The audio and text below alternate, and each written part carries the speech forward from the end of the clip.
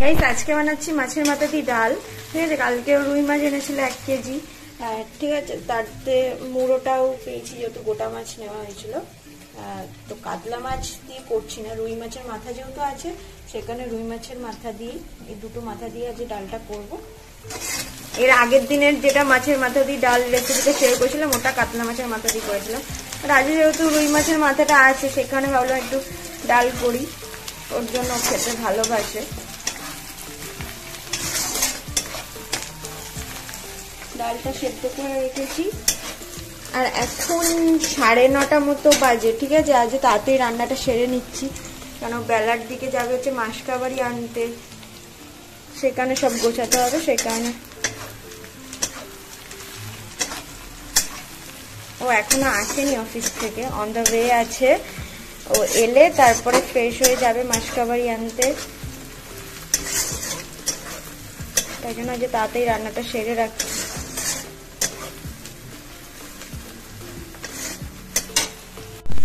মুড়োগুলো দিয়ে কষাবো।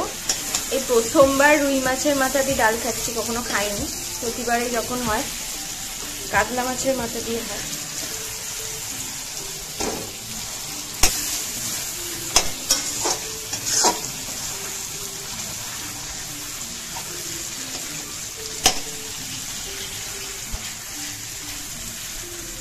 গরম গরম চা করে নিয়েছি, ও ফ্রেশ হয়ে গেছে এসে।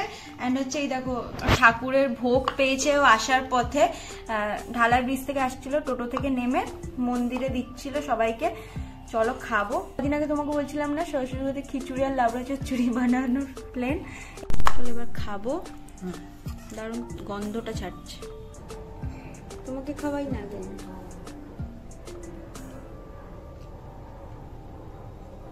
ঠাকুরের ভোগ তো এরকমই খেতে হয়, ভালো খেতে। কদিন আগে ওকে আমি বলছিলাম যে খিচুড়ি আর লাবড়া চচ্চড়ি খাওয়ার ইচ্ছে হয়েছে। ঠাকুরের ভোগ যেন একটু বেশি টেস্টি হয়। ওই ভাস্কাবাড়ি ও আনলো, এবার ও গোছাচ্ছে, সব গোছাক ততক্ষণ। আর আমি এদিকে ডাল গরম করতে বসিয়ে দিয়েছি, ওকে খেতে দেবো। আর কিন্তু আমার খুব হেল্পফুল, সব কাজে আমাকে হেল্প করে।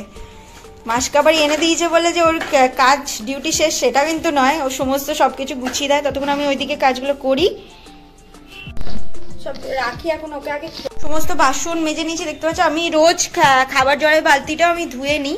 ঠিক আছে, এইগুলো দিয়ে ভাত করি অ্যান্ড হচ্ছে আনাজ টানাজ কাটি, সেই বালতি আমি রোজ মেজে নিই। অ্যান্ড এখানে এই যে দিয়ে গেছে দোকান থেকে, মানে অর্ডার দিয়ে আসতে হয় অ্যান্ড টাকা দিয়ে আসতে হয়, ওরা বিল দিয়ে দেয় আর বাড়িতে এসে দিয়ে যায়। ওই 4টে নাগাদ এলো না, 4:30 নাগাদ, ওই 4টে নাগাদ এসে দিয়ে গেল। 26 কেজির বস্তা, এটা আমাদের দুজনের 2 মাস হয়ে যায়। ঠিক আছে, ভালো মতো 2 মাস হয়ে যায়। এই যে 26 কেজি, 50 টাকা কেজি চাল। এটা আনপ্যাকটা কখন করবে? এই খেলাই দেখে চলে যায়। এখন আমাকে ভাত করতে হবে, চলো দেখি কতক্ষণ নামো। আসো, ভাতটা তো করবো, ভাতটা তো তখন করা হয়নি যেহেতু চাল বাড়ন্ত ছিল বলে। নামো, ইচ্ছা করে ক্যামেরাটাকে ধরে আছি যাতে তুমি নামো, সময় নিয়ে ফোন দেখে যাচ্ছে খেলা। নামো না গো, তাহলে ভাত কখন করবে? ফুল এটাতে কিন্তু ফুল ভরে যায়, তাছাড়াও আরো থেকে যায়। এটা আমি হাঁড়িতে ঢেলে নেব। ফুল এটার মধ্যে কিন্তু ভরে যায়। আর 2 মাস পর পর আমরা আনি, কারণ 2 মাস হয়ে যায় চালটা। 26 কেজি আমাদের দুজনের। চালটা এখানে রেখে দিলাম, এটাতেও রয়েছে মোটামুটি 3-4 কেজি তো হবেই।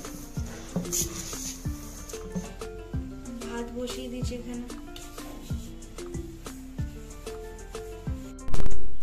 সমস্ত কাজ কমপ্লিট করে জাস্ট বসলাম, ওকে খাইয়ে দেয় অফিস ও চলে গেছে। ঠিক আছে, আর এখন সমস্ত কাজ বাসন মাজা থেকে স্টার্ট করে সমস্ত কাজ সেরে এখন বসলাম।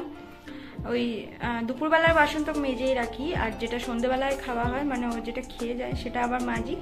অ্যান্ড তোমাদেরকে বলা হলো না যে ডালটা কেমন হয়েছে। মানে ভালো হয়েছে, মানে ওই ওকে ওকে টাইপের, মানে ওই কাতলা মাছের মাথা দিয়ে ডালের যে একটা স্বাদ সেরকমটা হয়নি, কাতলা মাছ, বাট রুই মাছটাও খুব টাটকা ছিল বলে বাট ভালো হয়েছে। বাট রুই মাছের মাথা দিয়ে ডাল ওই মানে ওকে ওকে হয়েছে, ঠিক আছে। কাতলা মাছটা অতটা ভালো হয়, মানে অতটাও হয়নি। অ্যান্ড এবার আমি সমস্ত কাজ আমার কমপ্লিট হয়ে গেছে, এখন আমি বসে এই ভিডিওটাই এডিট করব। ভিডিওটা ভালো লাগলে প্লিজ লাইক করে যেও, আর যদি পেজ থেকে দেখে থাকো পেজটাকে প্লিজ ফলো করো, আর যদি চ্যানেল নতুন হয়ে থাকো প্লিজ চ্যানেলে সাবস্ক্রাইব করো। অ্যান্ড হচ্ছে আমার ভিডিওগুলো কেমন লাগছে তোমাদের অবশ্যই কিন্তু কমেন্টে জানিও।